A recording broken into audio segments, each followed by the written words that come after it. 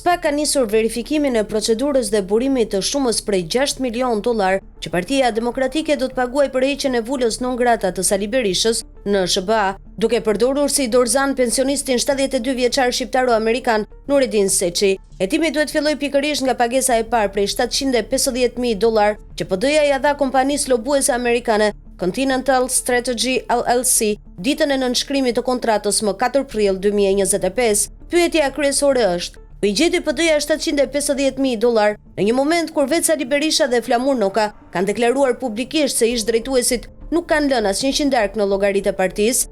A është përdorur për pagesën e parë fondi shtetëror prej 880.000 eurosh që KQZ-ja i dha PD-s në 2 koste, si mbështetje për fushatën elektorale të 11 maj 2025? SPAK duhet marrë parasysh edhe akuzat publike të bëra më 19 mars 2025 nga ish drejtuesi demokrat i Shkodrës, kandidati Xhevdet Amuli, i cili në një debat me Sali Berishën e akuzoi hapur këtë të fundit se kishte marrë rishfete në shumën prej 700.000 eurosh nga 2 kandidat për t'i futur në listën e mbyllur të deputetëve të PD-s në Shkodër. Një nga këta kandidat, sipas denoncimeve të degës së PD-s në Shkodër, është Kliti Hoti, bosi i ilaçeve dhe financuesi fondacionit Fëmijët Shqiptar, që drejtohet nga Liri Berisha. Pikërisht Hoti u vendos kandidat në listën e PD-s për deputet në Shkodër, pa kaluar në primare dhe pa miratimin e strukturave lokale. Këto akuza përkojnë edhe me datat e nënshkrimit të kontratës së lobimit, e cila u firmos vetëm 3 ditë para hartimit përfundimtar të listës së kandidatëve të PD-s. Menjëherë pas publikimit të kësaj liste, Amuli bëri denoncimin e tij për rishfetin 700.000 euro.